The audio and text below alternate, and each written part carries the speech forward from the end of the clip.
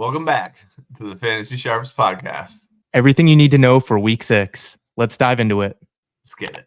So we're going to start off with the San Francisco-Seattle matchup, which just ended. We're recording Thursday night. San Francisco won 36-24. What do you got for us, Merk? Big news is Jordan Mason getting hurt in this one. Went down with a bit of a shoulder. Garendo had the big run at the end to kind of seal the deal. Deebo Samuel had a big play, not a ton of volume. Got a bit of work in the running game. Kittle with 2 touchdowns. Strong performance. Tight end 2 on the year with drops 20-something points in half-point PPR. Just a strong performance from him again. Kenneth Walker gets in the end zone from the Seattle side. Pull up the stats on the pass catchers of Seattle. Yeah, I'll go to the full box score here. Jackson Smith and Jigba, 5 for 53. Lockett got in the end zone late there. DK Metcalf, a quiet night for the most part. Bit of a quiet night from the pass catchers, but DK did have that bomb touchdown that got called back for an illegal shift, which was unfortunate. Good point. Other than that, the primetime games have been pretty solid this year. Usually people hammer the under, but it's hit the over almost every time. So 36-24, solid game. Another slow game for Brandon Ayuk. He had a nice catch and run, but it got called back. That was another play that got called back. So the box score looks a little different because of penalties. But same time, I just don't know what's going on with Brandon Ayuk. Purdy seems to really like Jennings for some reason. We thought it was just that one matchup, but he just keeps going to him. Not really sure what's going on. Yeah, they just seem to split those targets for whatever reason. Neither of them can quite separate from each other. It seems Deebo's kind of, for the most part, the guy you want. And Kittle's been their red zone. They've struggled in the red zone, and he seems to be their only answer. And if Jordan Mason misses time, Kittle's going to continue to be a red zone monster, it seems. Yeah, Kittle, if he's healthy, he's just going to catch balls in the end zone. That's his thing. Ken Walker with 8 catches. That's nice to see if you're a Ken Walker owner. He's another guy. As long as he's healthy, he's going to produce in fantasy. That's just kind of been the trend. Yeah, Seahawks offense, for the most part, just kind of was a little bit mid in the first half, didn't have much going. And then, their running game just haven't quite seemed to take off. They just aren't clicking for the most part, but I think better things to come for the most part for Seattle. The last person we'll talk about is Jackson Smith and Jigba. Like Brandon Ayuk, he's a guy that a lot of people were high on this year, and he just hasn't really come on. He did have 9 targets in this game, only 53 yards. He got 5 of them. Something to hang your hat on. Volume's always nice. High target shares are always nice. But he's still really yet to eclipse that high ceiling game, so we're waiting to see that. But if you have him, I would hold strong. If someone in your league's low on him, I would maybe target him. Overall, this offense is looking really high-powered. They're throwing the ball a ton. That's one thing. If you have JSN, DK, Lockett's just been annoying to those guys. At times you can see he's taken 8 targets. Noah Fant had 6 targets for 6 for 63. Nice game from him. He's up and down. Nobody seems to trust him in fantasy. I certainly don't. They just seem to have too many other weapons, and he may do okay in a game where the game script is down and they have to throw a lot. Gino throwing 52 times helps. Somebody you can probably just ignore, really. Is he the modern day Larry Fitzgerald? Noah Fant. No, not Noah Fant, but Tyler Lockett. Just the guy, every year he produces no matter what. And people tend to sleep on him because he's getting older. Maybe it's not the best comp, but yeah, Larry Fitz was a little tougher. Lockett just catches the ball and falls. But he does stick around. I mean, he scores touchdowns. 16 points in full point PPR tonight. You'll take that from if you're in a deep league. He's a great deep league guy, right? Instead of that shiny rookie, he's a Mike Evans in that range. Unsexy, plays a ton of snaps on a team that throws the ball, and so he's a deep league guy you probably just love. Deep league veteran, no doubt. So we'll wrap it up on the Thursday Night Football, move on to some of the matchups coming up for week 6. Big week coming up, couple buys, a lot to talk about. Let's dive into it. Let's get back to the schedule. First up, we got Jacksonville, Chicago. That one's over in London, which is important to note because Chicago is very tough at home this year.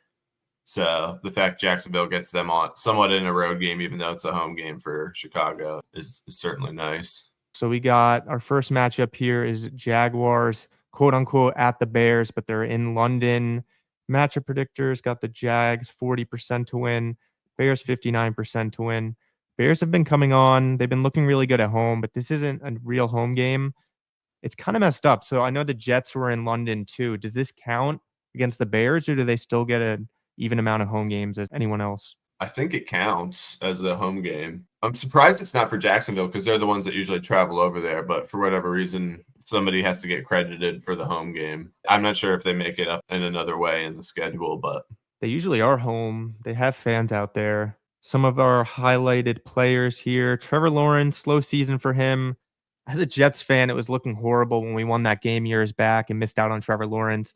Feeling a little better about that now. Obviously, Rodgers isn't the long-term answer, but I was more worried about losing out on a unicorn. He looked better last week, but it was a great matchup. We'll see if he can come on against the Bears defense, who have a good secondary. Caleb Williams looking good as well. Still a rookie, still hasn't reached his true ceiling, but did go over 20 points fantasy wise last week. Started him in a deeper league. Almost gave up on him, but the matchup was right. And it was good to see Caleb Williams coming through as the guy I drafted. Tank Bigsby, I gave up on. Sad to see him get picked up by Chompy. Went off for 2 touchdowns last week. We were joking around, sending some memes of Tanks for the last couple weeks. I don't know, man. Should've Our picked him benches up. are just so short. It's so hard to hold on to these guys sometimes. What do you think about Tank? Do you like him Yeah, going forward? I think that's the storyline in this one to see how the backfield shakes out. Etienne's just been a little banged up, but he hasn't been all that great from a breaking tackle perspective. So Tank should really get some work here, and it should be interesting to see how that backfield shakes out. That's really the biggest fantasy storyline of the game, I think. DeAndre Swift really has smashed the last 2 weeks to kind of take a hold of that backfield. Roshan got into the end zone twice last week. So he's somebody who also caught some passes the 2 weeks prior, which that has stopped for him. But the pass catches on the Jags will be interesting to see if Evan Ingram comes back this week. I know he put in a limited maybe today. BTJ has just been an incredible value. He's an absolute stud. Big playability. He's shown he can run a lot of different routes. They want to get him the ball. I think his targets have probably increased every week, if I'm not mistaken. But Would you trade Brandon you know, Ayuk straight up for Brian Thomas Jr. right now? I'd probably do that if I was a Brandon Ayuk owner. Yeah, it's crazy close. And obviously, BTJ got drafted way later. But all that goes out the window mid-season is something you got to remember. Yep. And then last thing we'll talk about is the Chicago receivers. DJ Moore looked like a true alpha last week for the first time. I know there was a lot of concern around that, especially with the trio of Keenan Allen and Roma Dunze. I wouldn't give up on the other two just yet, though. Hopefully, this offense keeps thriving.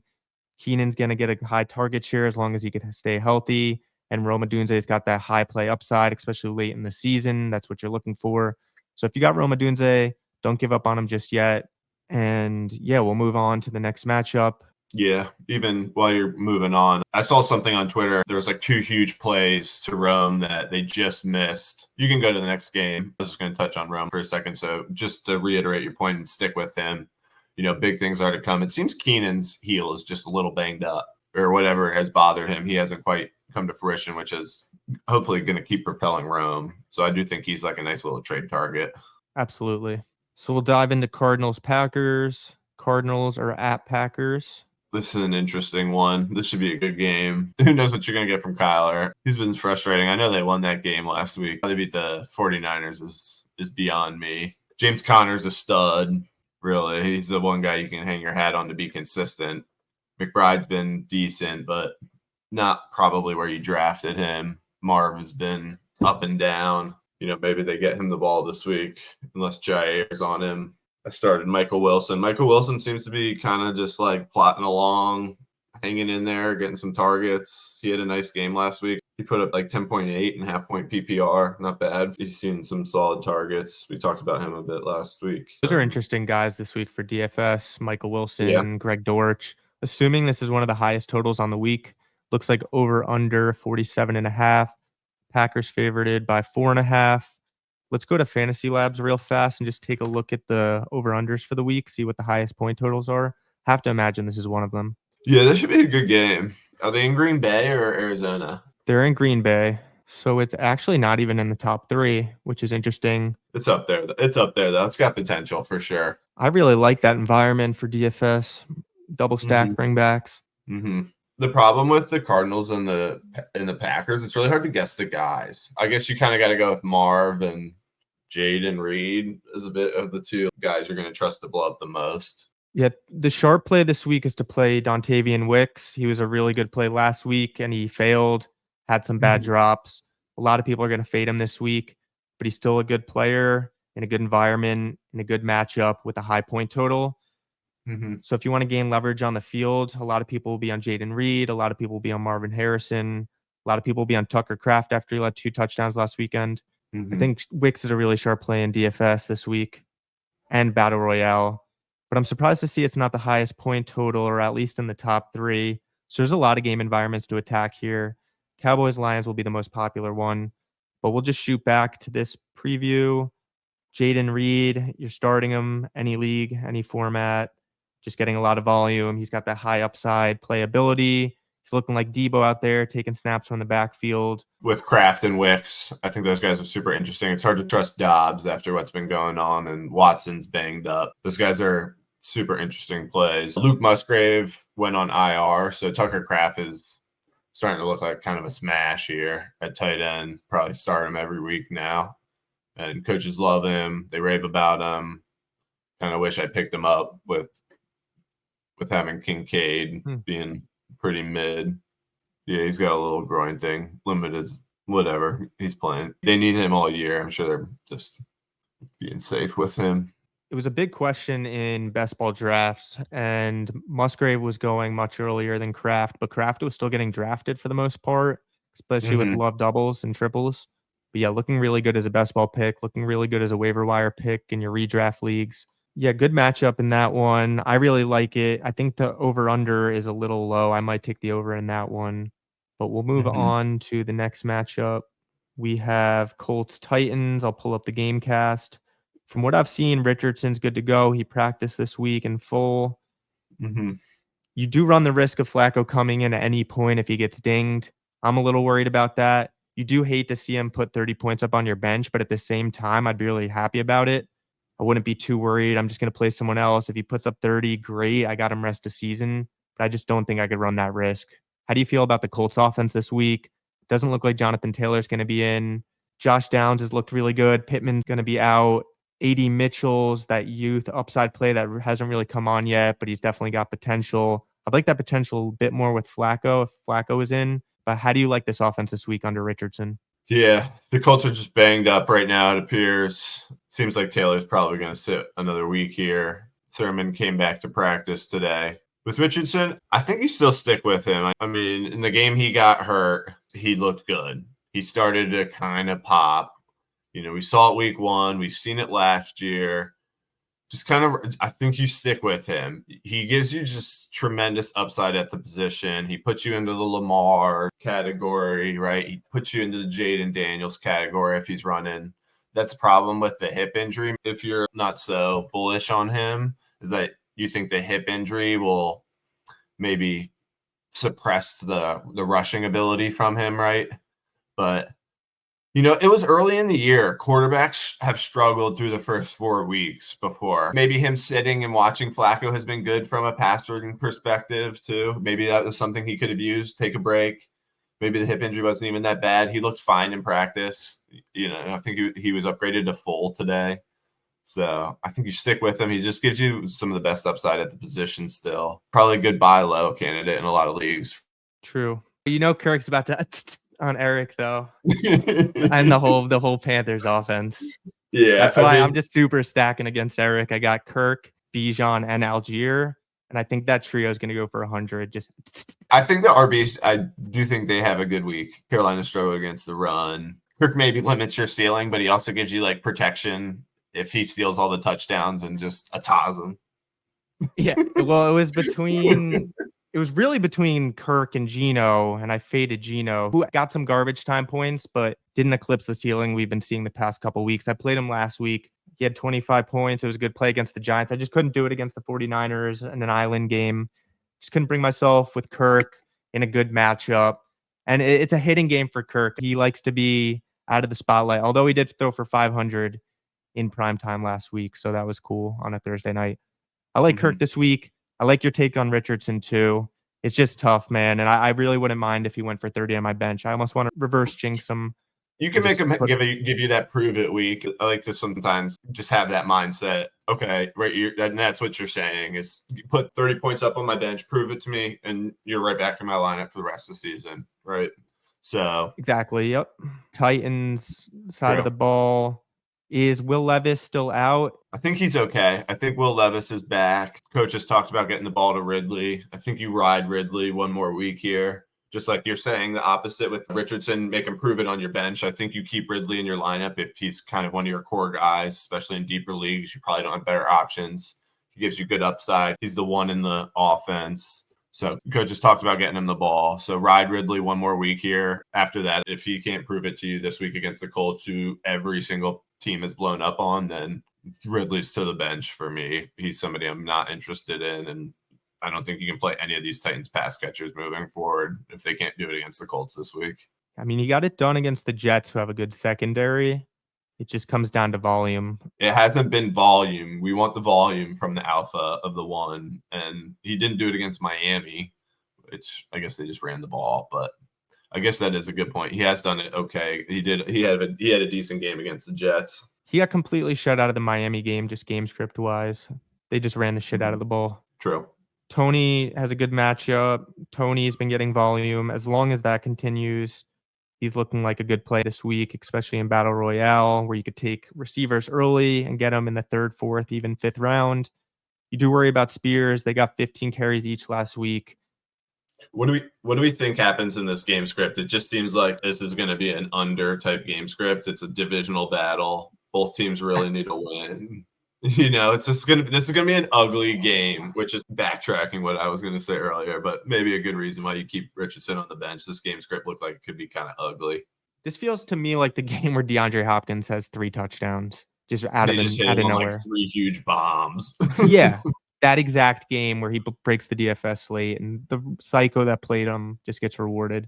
So I might play that. I might be that psycho this year and win $1 million. Maybe that could be Ridley too. They have tried to hit him deep. This is a sneaky game environment. Let's take a quick look at the over-under here. I agree because the defenses are like not great. I think Titans pass defense is pretty good though because they got like L'Jarius, right? Actually, something I saw today is it Anthony Simmons, the D tackle for the Titans, who's like a stud. He should play this week, so that scares me a little bit from having Sermon. And the line moved at 1.5 the other way towards the under. Mm-hmm. It's sneaky though if both defenses just can't stop anything and they just throw a bunch of deep balls, which both quarterbacks like to do. We'll see. Mm-hmm. I like that. That could be sneaky. Double stack, bring back in DFS, save some salary, and then get some studs in other positions.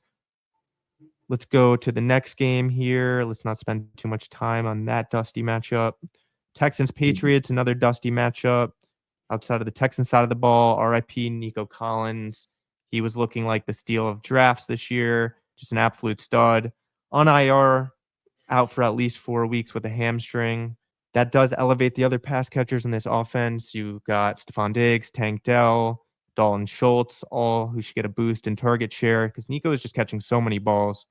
Stroud looks so good, so someone's got to catch the ball. The immediate beneficiary's got to be Diggs.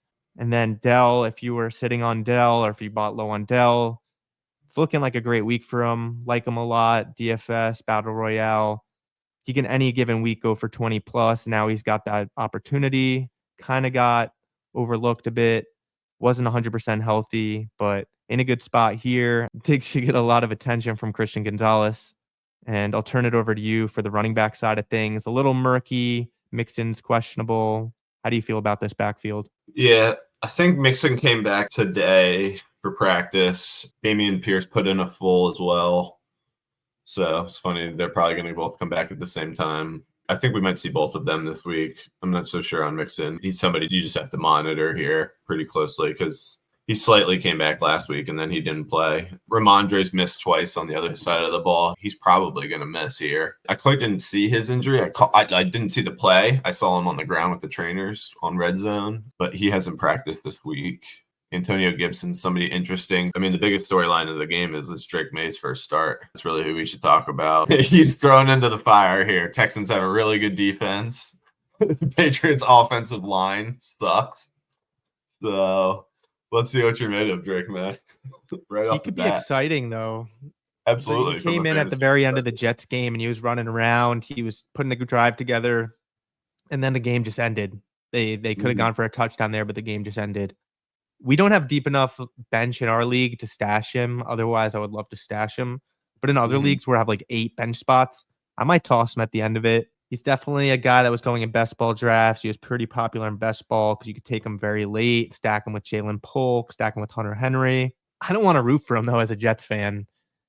He should be a guy that you see run. He's gonna first, second look, take off, right? I don't think he's gonna sit in the pocket all that long. That could pay dividends. That's what you want out of your fantasy quarterbacks is you want them running. If he throws for 200, runs for 50, and gets in with his legs or throws one or two, I mean, it's probably a top 10 fantasy quarterback. I know people like are hating on the offense, but we'll see how good he is. You ready for the hot take of the week? You like Henry? Yeah, I just feel like rookie quarterbacks historically lean on their tight end the first few games. You haven't seen it a ton from Jaden Daniels, although Zach Ertz has been serviceable. Hunter Mm-hmm. Henry, I don't know. I just feel like he's going to catch 10 balls this week. Here's the theory behind it. Defensive coordinators against a rookie in their first start are just going to blitz the hell out of him. So he's not going to have a ton of time. So he's just going to Mm-hmm. be a dump off merchant, right? Mm-hmm.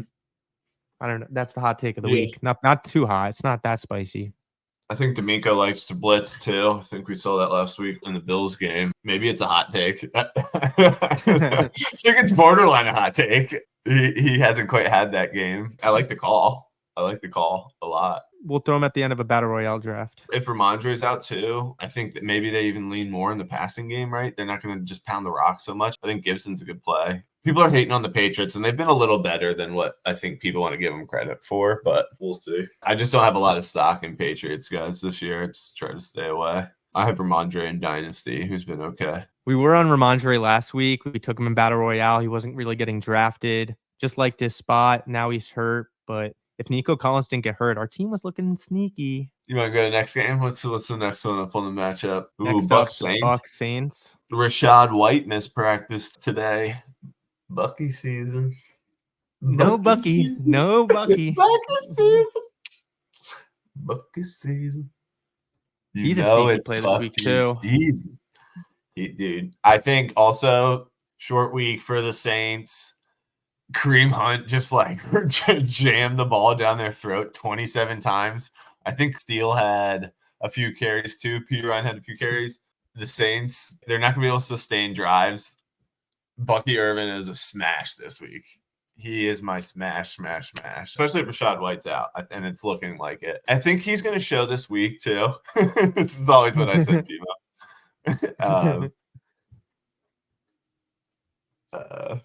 I think he's going to show people he can be just as good as pass catcher as Rashad White. He's just a little bit smaller in stature. He's not quite going to run guys over.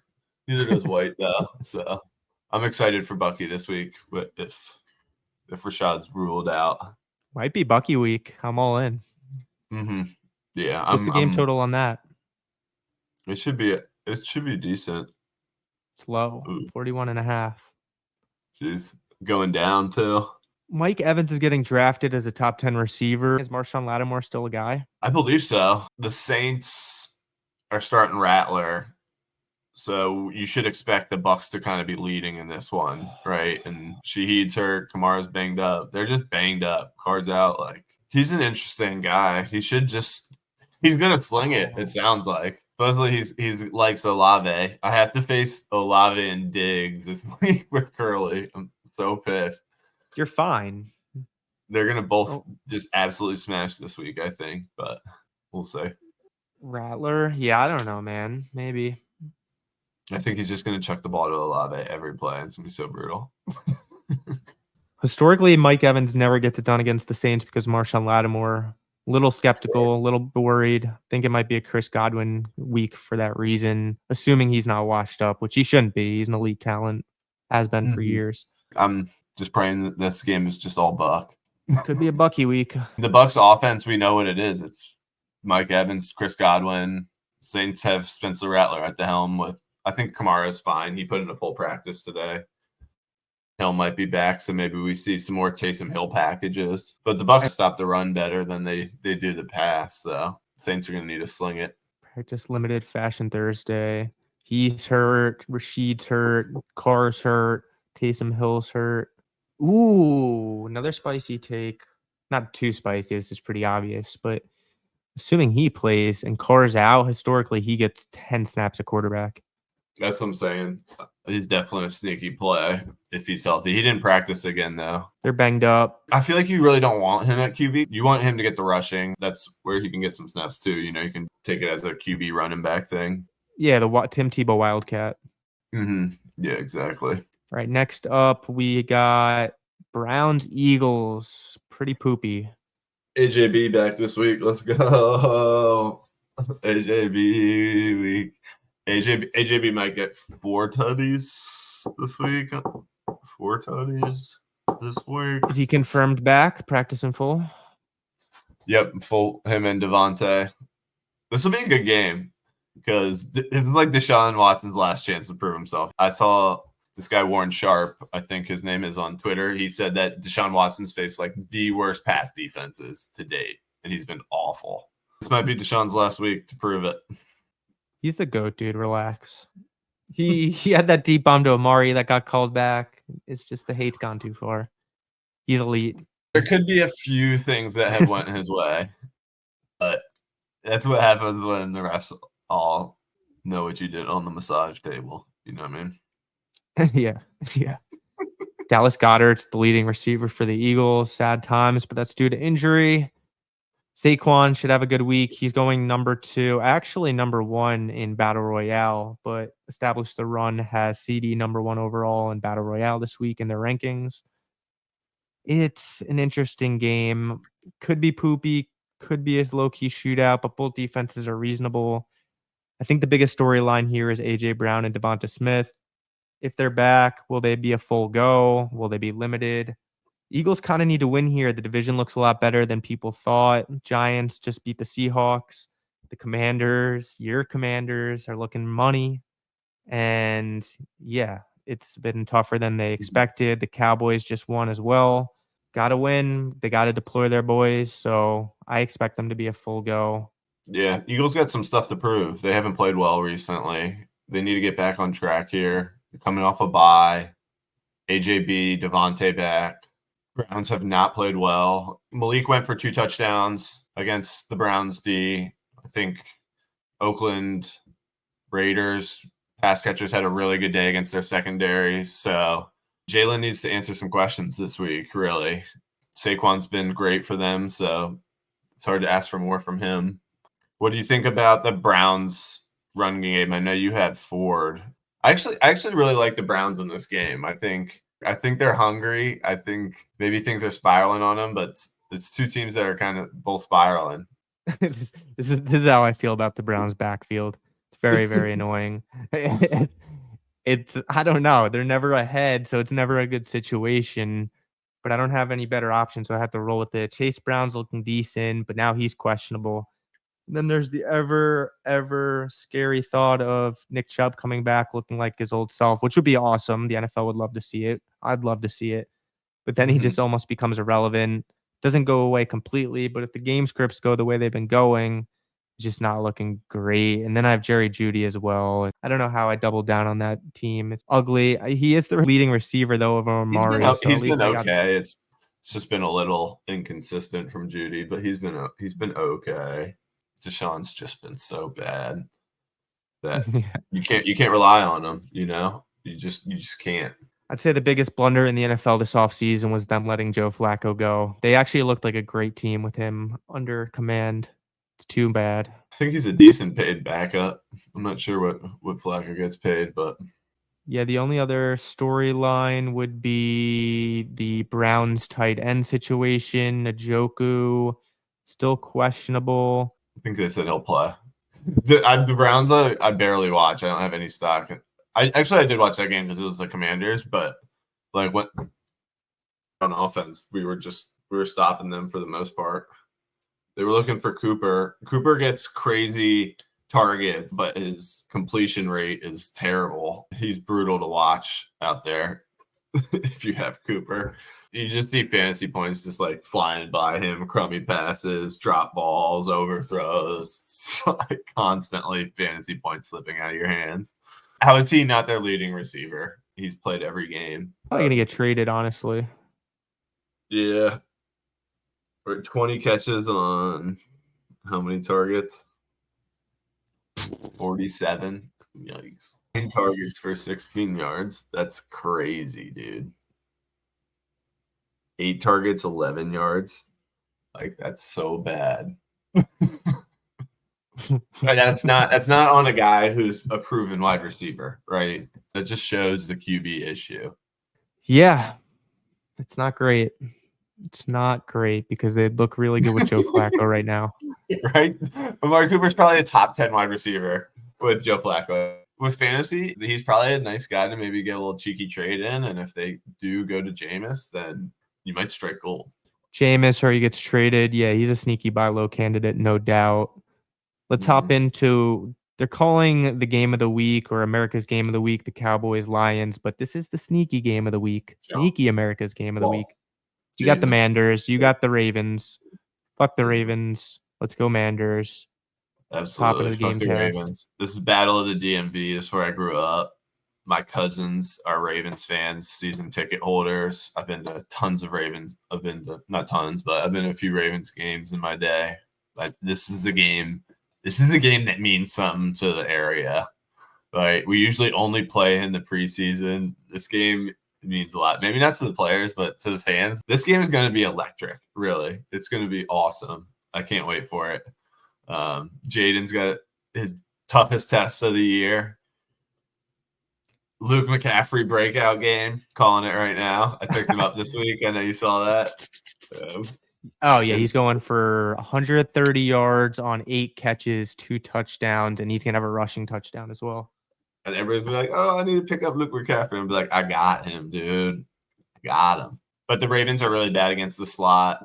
Jaden needs to show that he can make maybe a little bit more of a step in the passing game. I'd really like to see the Ravens try to keep him in the pocket and see if he can just kind of sit back there like teams do to Lamar at times, right? They really try to contain him in the pocket and see if he can kind of get through a bunch of reads and really throw it. I think that's what we're going to do to Lamar on the defensive side too, or we're going to blitz like crazy against Lamar because he can struggle against zero blitz, but then we'll give up huge plays and this game will be just crazy fireworks, which I think is what people are expecting. So it's just gonna be pretty big play oriented. Brian Robinson been banged up a little bit, so yeah, this should be exciting. Derrick Henry's minus 265 to score a touchdown this week. It's pretty much a lock every week right now. He's this year's Christian McCaffrey. Vegas is just going to make the line lower and lower, or I guess higher and higher, however you want to view it, until he doesn't score, and then everyone just gets smoked. But it's a pretty safe bet right now. He's getting in every week. I mean, he's probably a first-round draft pick. If we redrafted today, 6 touchdowns, 572 yards through 5 games, like, he's crazy. Yeah, we could take a quick look at best ball resurrection redraft ranks.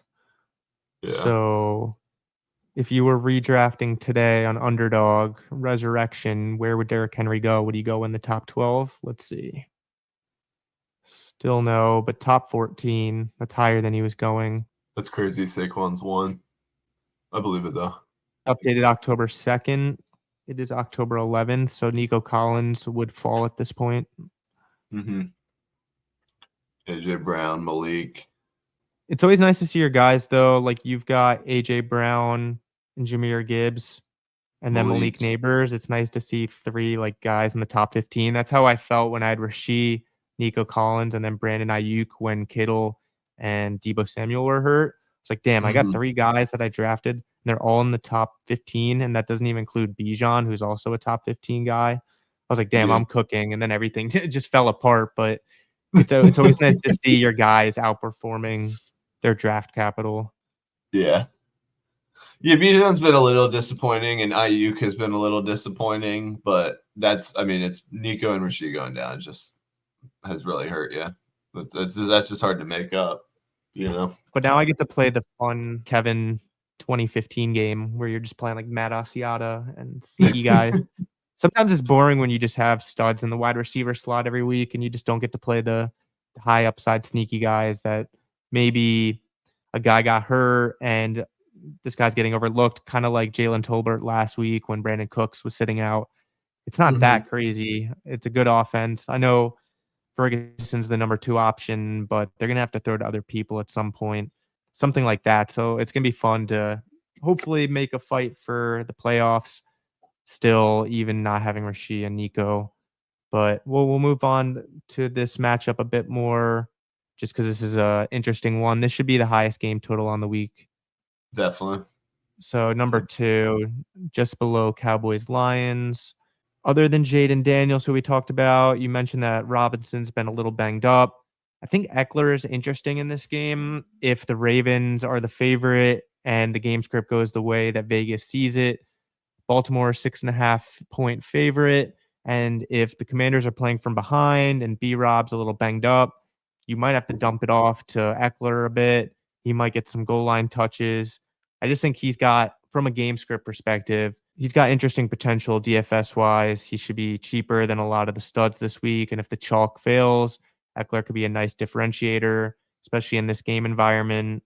Other than that, the pass catchers, it's really just Terry. We always say it's always been Terry, or it was always Terry. Mhm. Diami Brown came on a little bit. Luke McCaffrey, you just mentioned, was your sleeper for this week. But other than that, I like to know a Brown. He's been banged up though. Zach Ertz, hopefully he catches a touchdown this week. I have to play him because Evan Ingram's still banged up. Would you like anyone else on the Commander side of the ball other than McCaffrey as a sleeper? Jeremy McNichols is a really interesting play if Robinson does sit because they don't seem to want to give Eckler a full load. McNichols has had some nice games already. He's somebody I would definitely consider in some deep leagues. How many touches did he get last week? 7 carries. So yeah, it was a blowout, So we saw 7 carries, touchdown, 28-yard run. He's been good. He's somebody you can keep on your radar if Brian Robinson sits and you just need a little bit of upside. He should get 50%, I would think, almost of the carries if Brian sits. Yeah, I like that take for sure. He's gotten in the end zone 2 straight weeks. Eckler's viewed as the backup. Not many people are going to play him in DFS, so large field GPPs could be a really nice play in this game environment, assuming B Rob is banged up. And then we'll just shift over to the Ravens side real quick. Lamar's going top 10 in Battle Royale. Tough to justify taking a quarterback that high. I guess they just really like him against this Commanders defense. He hasn't really brought along anyone as a stack partner. Zay Flowers did have a good week last week. I guess let's take a quick look at Zay Flowers' box score from last week. He's so boom bust. I think he should have a big game, but look at the 2 weeks prior. That's so bad from a 1. I guess that's early. Maybe he shakes that off. Maybe he doesn't quite show that floor again. Something I always worry about with those Ravens pass catchers. Lamar just doesn't feed them consistently to trust them fully. You worry about game script too. Sure, they shot out with the Bengals, high scoring environment, but against the Bills, where they just completely had the game under control, they just didn't need him. 1 catch, 2 targets, 10 yards. That's what you worry about. This game should be better, assuming the Commanders could hang along. I do like him as a partner with Lamar. If you're stacking him, I'm probably just single stacking him. Double stacking him with Likely is interesting. Double stacking him with Andrews if you still believe in Andrews. I don't know about Kolar. It's a little bit of a dart throw. He did have a good week last week, but yeah, that's Yeah. that's really all on that side of the ball. We did talk about Henry. Anything else you got on this game? Otherwise, we'll move on. Nah, not too much. Likely's probably a better stack than Andrews until we get the Mark Andrews 3 touchdown game or something in his breakout. It's coming. It's like we're right there on the Mark Andrews breakout. You know it. Yeah, I did stack Likely with Lamar in a couple battle royale drafts last week, and it would have been the nuts, but Tucker Kraft was the chalk tight end. He had 2 touchdowns, so it kind of negated that game from Likely. And then Burrow had a slightly better game than Lamar. Otherwise, that stack would have totally been viable. And I still did cash on those lineups. So not a bad play there. Just a single stack though. And then we'll go to the scores again, see what the next matchup is. Chargers, Broncos. We won't talk too much about this game. A little bit of a boring one. I'll let you dive into the Herbert situation. He seems to be banged up a little. Yeah, God. Well, I guess we'll see. We'll see how banged up he is coming off the bye week. Hopefully, he's healthy. That offense just doesn't quite have the firepower if he's not 100%. And in a game where they're playing the Broncos, who also have their own offensive issues, really hard to like people in this game. Just be totally ugly from a fantasy perspective. I think you're going to see the teams try to run the ball early, pound the rock, or they let Bo Nix chuck it, or Herbert stand back there and throw on a bad ankle. So big J.K. Dobbins game. Javante's coming off one of his best games too. I'm a fan of Bo Nix while you were on his page here. I think he's shown really good stuff the last few weeks. The Broncos are on an upswing. Their guys are guys you should be happier with than where you were with at the start of the season. So Javante's on the uptrend. Courtland Sutton's on the uptrend. I don't know if there's much else to this offense that you can fully trust besides that, but Good have mullet. oh my God. I have a good amount of Zach Wilson cards. I got to get rid of those while I can. Hopefully he starts at some point this season. Yeah. Javonte Williams, yeah, he looked good last week. Let's look at his stats. Got some passes. He still hasn't been great on the ground. He had a nice pass catching day. Yes, so no interest in Lad McConkey, Quentin Johnson. or Josh Palmer. Any of those guys intrigue you, or are you just completely fading this offense? For this game, I think Lad's fine. Lad's going to be the guy you want. Every time he's on the field, they seem to try to get him the ball. Is he going to get the Surtain treatment? That's a good question. I doubt it. I don't know. We just don't know much about the Chargers offense, because Herbert's been hurt. We haven't seen them in crazy game scripts. I don't know what to make of them. I really don't. Lad. It's just such a great name. He's a guy I wanted in Dynasty bad. I was telling people to take him 1.01 in Dynasty just because I love his name since college. If they were a more high-powered offense, I think he would be like Cooper Kupp breakout rookie, but they don't throw the ball enough. They're just pounding it. Gus got hurt. He's got like an ankle thing. Had to move on from him in another league like you did. Sad days. Thought it was going to be a good situation. He's dead weight. So maybe Kamani gets a few touches. Good for the best ball bags. Yeah, we'll move on from this. Everyone gets a bump because Bo Nix has been playing well in terms of the Broncos offense. Hopefully he can sustain that. And then if Herbert's healthy, pass catchers outlook looks better on the Charger side, but you do have to worry about the Broncos defense. So probably just a fade all around. Maybe you can take a dart throw on J.K. Dobbins or Javonte Williams, just assuming this is going to be a heavy run game. Other than that, yeah, we'll just move on from this one. Pretty dusty. Yeah, the lowest on the slate. 30. That means that means it's going to be a shootout, 45-38. There's just going to be some huge plays to Courtland Sutton early, and it just breaks it open, and it's a crazy game. Exactly. Yep. Another ugly game. Russell Wilson might be making his first start here. God. I think Jaylen Warren maybe coming back too. Your boy George Pickens played a season low snaps, but maybe greasy wheel. What's the old saying? Squeaky wheel gets the grease. So I kind of do like him this week against the Raiders. He's just waiting to explode. He's like a bottle rocket. He's either like waiting to explode or he's waiting to get kicked off the team, and you just don't quite know. You know what I mean?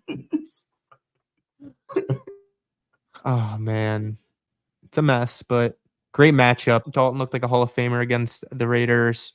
Who were we just looking at that looked great against? Oh, Bo Nix had 117 passer rating against the Raiders. You have to be able to do it against the Raiders. No Max Crosby still, I think. Let's take a look. George had that touchdown taken away in the Indianapolis game too, right? It's upsetting. I think Crosby's fine. He played last week. It should be maintenance.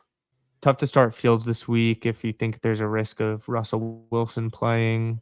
Has Minshew had a ceiling game yet? I don't think so. Has he thrown for more than 2 touchdowns in a game? Nope.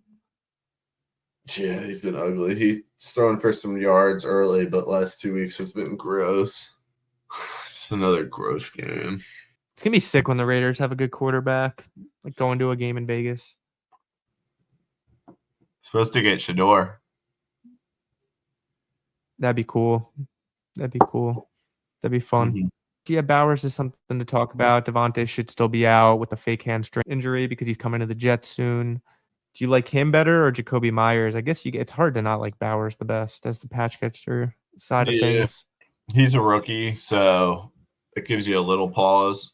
Jacoby's really just the veteran guy. I thought he got banged up a little bit. He popped up on the injury report, which is interesting. And just from a deep league perspective, the guys behind Jacoby, now that Devontae's out, I think are always the people are wondering if there's going to be a breakout behind him with like Trey Tucker or DJ Turner. Is DJ Turner the other guy, I think,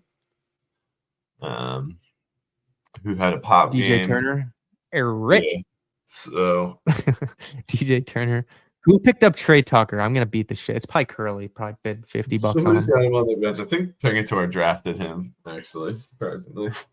He's always got some No sneaky way. Get the pulls fuck like out of that. here. Yeah. Trey Tucker. Well, Trey Tucker's been nice. I mean, he kind of broke out at the end of last year.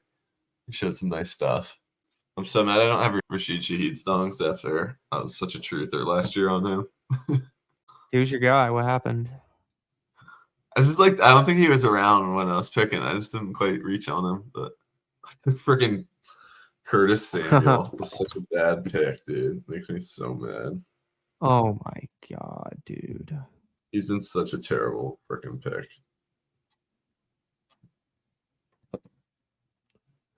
Just real fast, pull up Pingator's team. I just need to find out if Trey Tucker was an acquisition or a draft pick. Shut the fuck up, Pingator. 162nd overall. Get out of here. Pre-draft notes deep in the lab.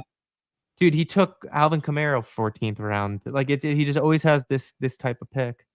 And now he's in the flex piece, just completely servicing the Pingators. It's ridiculous. It's just uncalled for. It's a nice pick. It really is. It's ridiculous. No, it's genius. I'll Venmo him for the card. All right, moving on. Lions, Cowboys, America's game of the week. Jameer Gibbs 5 tutty game. Jameer Gibbs 5 tutty game. That's crazy. It's actually crazy. Jameer's is their leading rusher. What does Monty have? Monty's got more touchdowns, but probably 252 yards to be precise. Yeah, I want to see Jameer catch some ball. I want to see Jameer catch some passes this game. So Montgomery, 1 catch, 4 catch, 3 catch, 1 catch. So he's averaging around 2.5 catches a game. Mm-hmm. What about Gibbsy? Gibbsy's been weak. It hasn't been strong. Yeah, he's strong early. Is it game script though? A little bit. They've won the games. He had 7 catches when they lost. I think they're just trying to be smart with his touches early in the season, which is good. I'm happy. Just keep him healthy. Keep him riding through. The longer you keep Gibbs healthy, that speed and later in the season when everybody's banged up, he just starts to pop. Monty wears down from his physical kind of style of run, and Jameer Gibbs is second half monster. So keep Jameer healthy, and that's the most important part right now. Absolutely. That's all you're worried about. As long as he's getting volume, albeit not as much as you'd like if Montgomery got traded, but still solid, still good. And anytime he touches the ball, he's explosive. So moving on to the pass catching side of things for the Lions, Laporta seems to be healthy now. I like him this week. Amon-Ra's a top 3 pick in Battle Royale. So that's a nice stack opportunity. The Jared Goff, Amon-Ra, Laporta double stacks. You could bring back pretty much anyone on the Cowboys side, whether that's CD, Rico Dowdle. I guess Jalen Tolbert now is in the mix. Jake Ferguson's really popular. He's going tight end 2 in Battle Royale. Super popular. Everyone's just attacking this game environment. Anyone who's a skill player in this game is going really high in Battle Royale this week.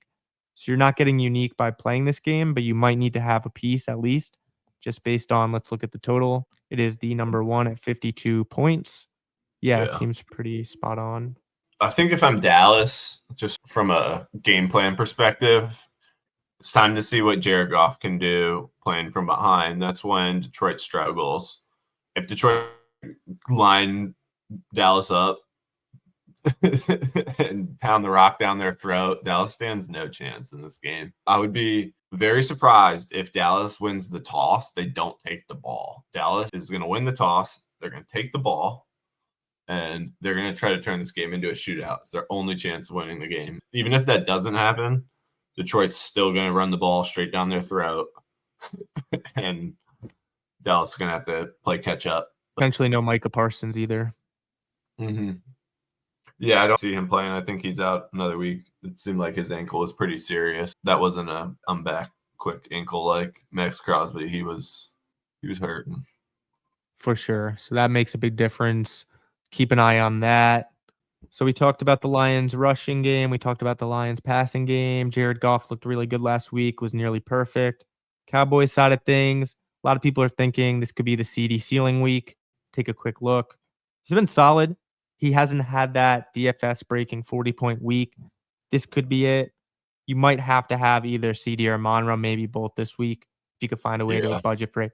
But they're going to be super popular. So he's total chalk, right? Total chalk. He'll be 30% owned, I think, at least. He does seem due. Detroit's secondary is not very good, and they're decent against the run. So this is CD smash spot. You got to like a little bit of Tolbert stock and Ferguson stock this week. I think you want the running backs on the Lions. Probably Gibbs is a little more game script versatile than Monty. I think he's a better bet if you want the RBs. The Cowboys pass catchers have the highest ceiling because regardless of how they score or regardless of the game flow, I think they're going to have to score through the air, which is going to be a big CD game. Yeah, this is the game environment to attack. You got to attack it smartly, though. You can't just overload it. It's going to be heavily chalk. You got to get different in some ways.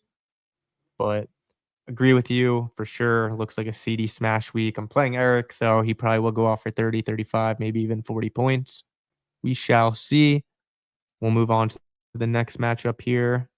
We have Falcons-Panthers. The mega super Kirkle. You run Bijan with this one because Tyler Algier. You're all over this. Yeah. It's just been the defense to attack all year. It made the Bears look like superstars last week. Any running backs are in a good spot against the Panthers. Bijan's chalk too. If you're looking at who's going to be the most chalk, we can actually pull up the solver real fast and just look at some ownerships. It should be CD and Bijan near the top. We'll go to DraftKings because the ownerships are a little bit more accurate. So this is for the single game tonight. We'll switch it to, okay, here we go. Okay, they don't have ownership projections yet. Oh, here we go. Just for defenses. Just for defenses. So that'll come later in the week. But I think you're right. I like Bijan this week. He's so due for a breakout. He's so due, but now he has a question mark tag. What's going on? Limited in practice due to a hamstring injury.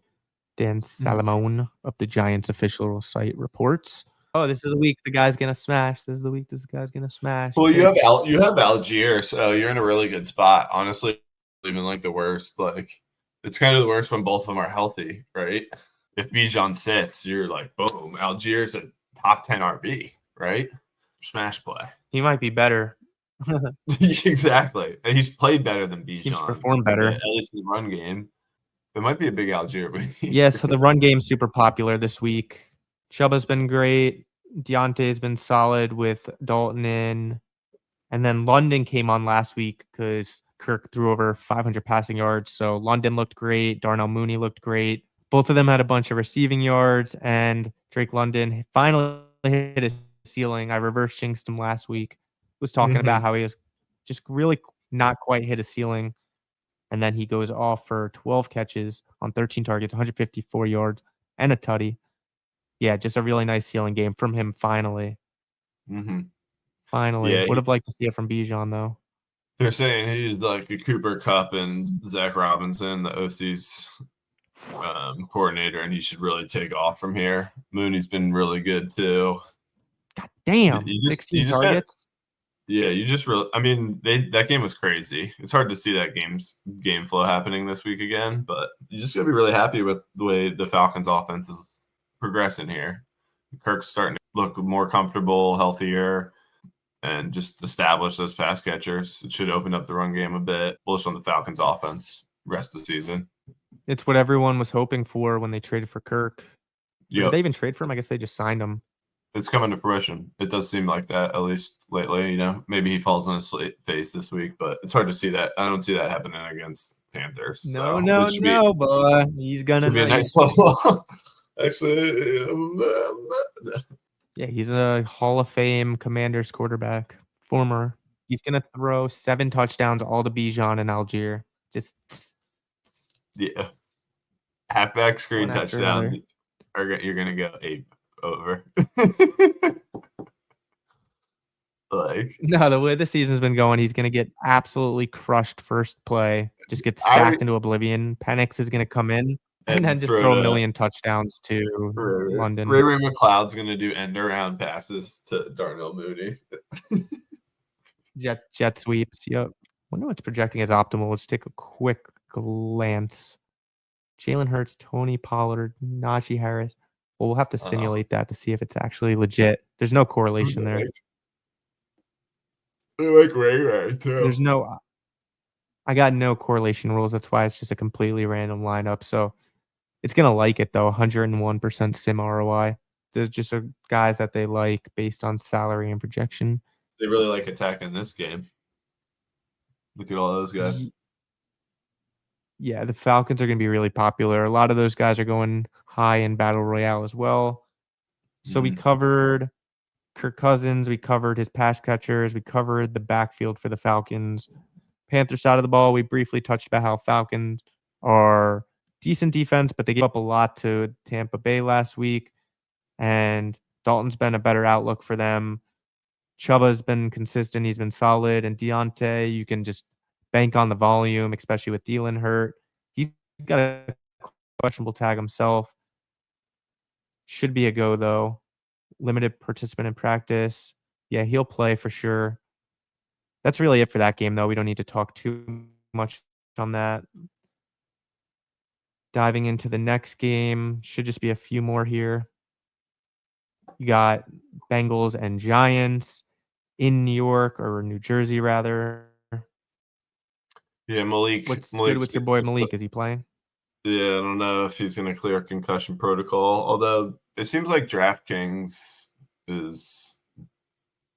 They still have his lines up, which I don't know if that's all much of a teller. But I saw another injury guy saying the data does favor he returns, but it's not looking very good. So tomorrow's huge.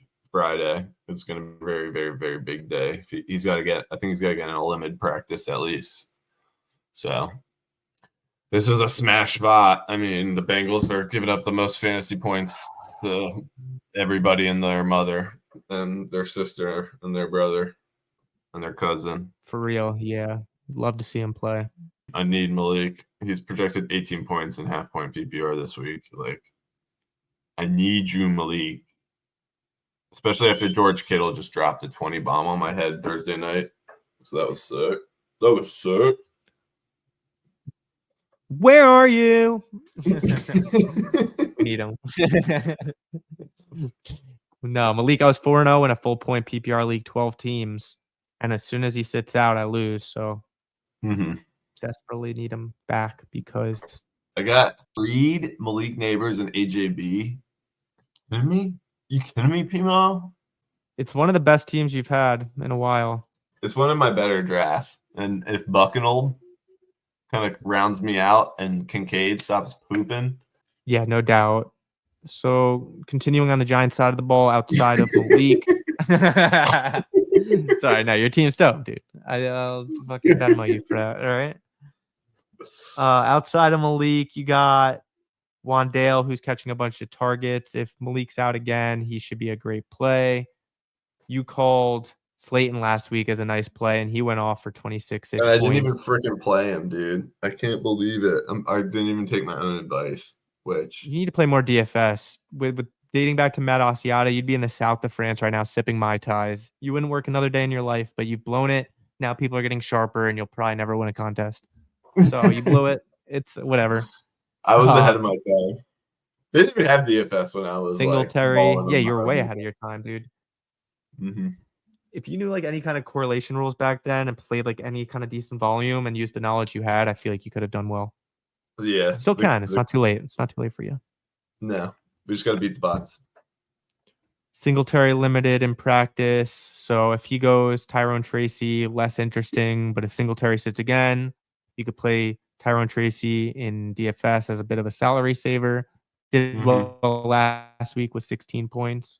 He had some really nice explosive runs. He's a rookie they had invested a draft pick into. They're building for the future. Singletary's on a 1-year deal, so they're gonna see what they got in Tracy. Eric Gray was even a nice little mix in, but Tracy was awesome last week. Unbelievable. 7.2. I think he had like the most explosive runs over 10 plus yards or something in a game. He was very impressive given Seattle's defense is letting up everything, but you take it. Producing in a matchup he was supposed to produce in. That's a good sign. Yeah, I was looking at the waiver wire the other week and I was just trying to look just from a unbiased perspective who's sitting out there that's young, has upside, is sitting behind someone that's super fragile, as you'd call Mm-hmm. it. Just someone like Devin Singletary that you just don't see going all 17 games. It's like, man, like this is an interesting pickup. Picked him up, and I just keep getting forced due to tight end issues or having to pick up a guy at quarterback with Richardson out. Just roster management things have been keeping me from these stashes, and I keep dropping them. Like I had Tolbert last week, but I was just looking at him, and he just seemed super interesting from a rookie perspective. And there was really no one else available that appealed to me with that kind of upside. So I agree Mm-hmm. with you. If he's sitting out there, definitely pick him up. Mm-hmm. This should be another game that people are really going to want to attack. T and Jamar have been smashes. This is a good kind of fantasy point with how bad the Bengals defense is. My ideal draft, I think, in a lot of leagues, if I was in a snake draft, was Jamar Chase, get T Higgins too, and get Joe Burrow because they have to score so many points this year. And those guys are the whole offense.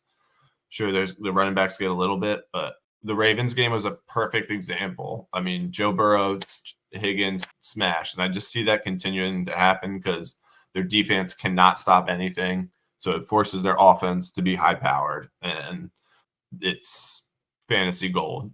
Yeah, you had to have the Joe Burrow, Jamar Chase, T. Higgins double stacks in DFS last week to have a chance.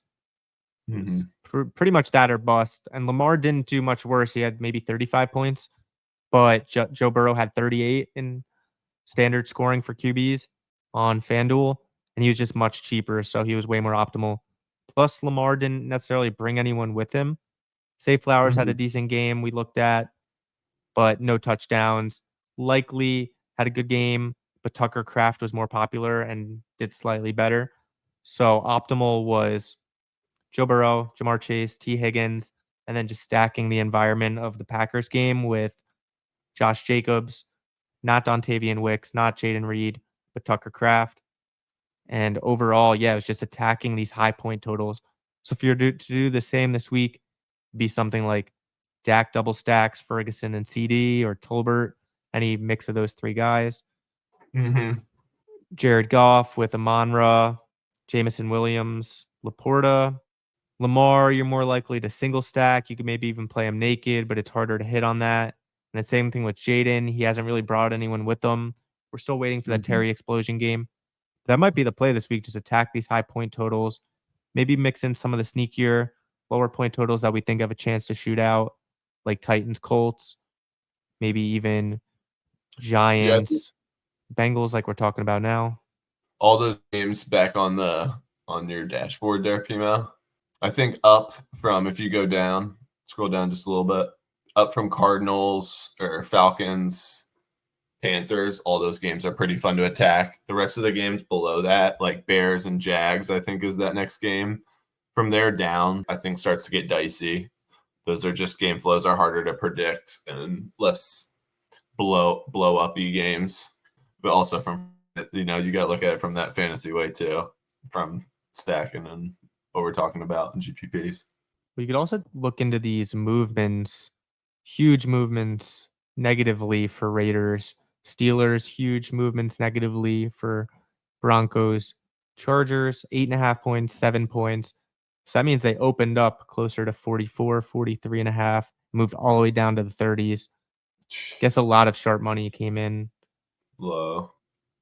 Pretty ugly. That's crazy, actually. And then a lot of money came in on this Ravens Commanders game. It shifted 5 points up. I think the only other thing to talk about is the Bengals backfield, which is pretty banged up right now. Mm-hmm. Even Chase Brown has an injury designation now when Zach Moss was looking like the one with the ankle injury. Brown was added to the injury report Thursday as a limited participant at practice due to a quadriceps injury. Yeah, completely out of nowhere. Moss mixed in a limited, And then too. same thing with Zach Moss, hurt his ankle. Mm-hmm. Was he limited? I thought he didn't practice at all. I think him and Gesicki, I saw Oh, he were up returned. in Yep. the limited. Yeah. Mm-hmm. Limited practice Thursday. I'm surprised Chase popped up. Was he on Wednesday, too? Popped up earlier this week. Yeah, he's still been practicing though, so that's something to hang your hat on. Not the worst. Yeah. They need him. He looked good last week, and nothing happened in the game. Yeah. He should be okay. I think he's fine. How's his receiving volume been?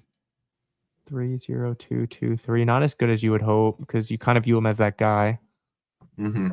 And they've been playing down a little bit, but Let's see Moss's receiving volume real quick, and then we'll move on. I think Moss has done actually done well in the passing game. Moss has taken a lot of the volume from Chase. Yeah, that's pretty solid for your RB. 3 targets a game. Mm-hmm. It's not bad. Yeah. Helps his floor. Keep monitoring the injury status of those guys. Wow, Jets Bills, Pimo's game of the week. The Mets, the Jets, the Rangers, the Knicks. 2.5 points. Seems a little low. I think they know something. These are two stinky teams. Brees Hall's going for He's got 2 to. touchdowns. He's got to. So I'll start off on the Jets side, and I'll let you take the Bills side. All right. Jets side, Rodgers is a little banged up. Looks like he should still play, though. We'll see if he practiced today. Jets interim head coach said Thursday that Rodgers' ankle/hamstring will practice in a limited capacity, but will be ready for Monday's divisional matchup against the Bills. Brian Costello of the New York Post reports. It is good he's playing on Monday night. A little extra time to rest, little extra time to meditate, and a little extra time to take ice baths. Maybe even some shrooms. I don't really know what this motherfucker's doing at this point. Excuse my language. But just as long as he's out there, the hate's gone too far. We lost by a small margin to the Vikings in London. Not easy to travel, not easy to play overseas. And the Vikings have proven to be a good team this year. We lost to the 49ers, who are arguably the best team in football on paper. On the road, season opener, another tough one. And then the Broncos have been a good defense. They've won 3 straight. It's not an easy matchup. It's definitely an easy matchup on paper going into the season, but it's not like we got blown out. We had a shot to win. Our kicker missed the field goal. Everything's blown up. It's just the Jets. Like, things go wrong and everyone freaks out. Got to stay calm. As long as Rodgers is in there, we got a shot. Brees Hall, better days. I don't think it's a problem. I think it's a good problem to have that we have a good backup. And the fact that he just doesn't need to be the guy every single down. Don't need to run him into the ground like Christian McCaffrey. Braylon Allen could go for a TEDL in this game. TEDL means touchdown in gibberish. And yeah, he's just been solid.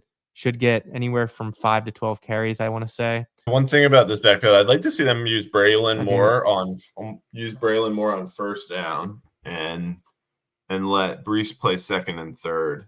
Let him kind of pound it, be the pound guy, just a tad more, but almost the same thing with Bijan. Okay, Braylon Allen, let's take a quick look at his volume this year. So 1 carry to start, then it's just been ramped up since then. At least 5 is his floor, 11 the ceiling. How's his receiving game been? 1, 2, 3, 1, 1. It would really take a Brees Hall injury for his ceiling to get hit. He had the 2 touchdown game, 1 rushing, 1 receiving against the Titans. But they've been better in the secondary than they have been against running backs. I wouldn't panic on Brees Hall, though. He'll be fine. Better days ahead. Hopefully, we just give him the ball a bunch in this game, kind of slow it down against the Bills, Try to keep the ball out of Josh Allen's hands. And Garrett Wilson finally came on. Let me get back to this box score. Yeah, finally a breakout game on my dome. That was It's dope. kind of deceiving though, right? Because yeah, he had a bunch of catches and he had a decent amount of yards. He had 23 fucking targets. I read it somewhere. Is this the worst 13 catch game in NFL history? It was very ugly. I mean, the under 8 yards a catch too is pretty gross. It was a lot of like 4-yard donks. It was so ugly. It was such an ugly 13 catch game, but it doesn't matter. 13 catches for 100 yards and a touchdown is as good as it gets in fantasy football. Especially in PPR, half point PPR. That's a lot of extra points. And 23 targets. If you could bring in 15 to 18 of those, that's a massive ceiling. So just not having to compete with anyone else, really. Let's look at the other receivers real fast. I had it. So next up in line would be Alan Lazard, who keeps catching touchdowns, but he's not getting 23 targets. He got 9 targets, which is really nice, actually. And then Mike Williams, 4 targets. A little disappointing. Coming to play too much this year. Gibson's been in nothing. And then Malachi Corley was a bit of a best ball sneaky late round guy, but he hasn't come on. Nah, they don't seem to trust him, or for whatever reason, he doesn't seem to be out on the field enough. Yeah, that's basically it on the Jets side of the ball. Better days ahead for Breece Hall. Braylon Allen, definitely have him on your bench, especially if you have Breece Hall. And then I have faith in Rodgers, especially him healthy. That's all I care about.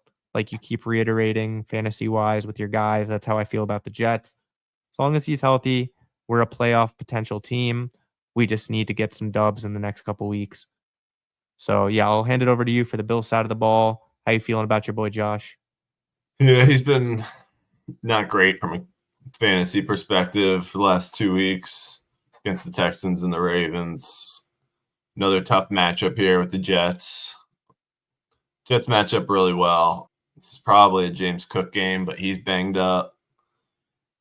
So I don't know. I mean, the Bills need to show us what their answers are, because I was expecting something last week. I think a lot of people expected that game to be a bit of a shootout, and it wasn't. I really don't know what to expect. You know, this is a Ray Davis game. That's your boy you've had stashed. So one guy I've hung on to, which is frustrating, but I think he might emerge. This might be his week. Cooked in practice. Ty Johnson seems like more of a game script guy. Yeah. So if they're down, if you expect them to play down in the game, maybe Ty's the guy you want. Is a revenge game. Oh, God. So something to think about. It's a nice take, actually. He could be a nice salary dump guy. Get in for like 5 touchdowns. Yeah, if James Cook's out. Pass catching wise, I don't know. Keon Coleman is pretty interesting. Curtis Samuel, I dropped this week. He's done. He's just been so bad. I'm sure maybe he'll pop off from here once I drop him, but yeah, they just don't have much answers in the wide receiver group. So I think Dalton Kincaid really needs to come on. I mean, they got to start moving the ball with somebody. They should trade for Amari Cooper. Amari Cooper would be a great fit. Yeah. Khalil Shakir was big for them. He was really their slot guy that was helping to move the ball. I was hoping Samuel would replace him, but no. Matt Collins is inconsistent. Dalton Kincaid, if he can't pop off right now, I'm very questioning him the rest of the season. I'm potentially looking for other answers. You know, it's just Cooked. He's so frustrating. Shakir didn't even play last week, and he's still the number 1 receiver. Better days ahead. Yeah. So big prove it game for the Bills. Yeah, absolutely. That's all we had for Fantasy Football Week 6. Check for more updates. Set your lineups. Check for injury updates from Pimo and Merck. We'll see you next time. This was the Fantasy Sharps podcast. Thank you guys for watching. Good luck in week 6. Yeah. Boom.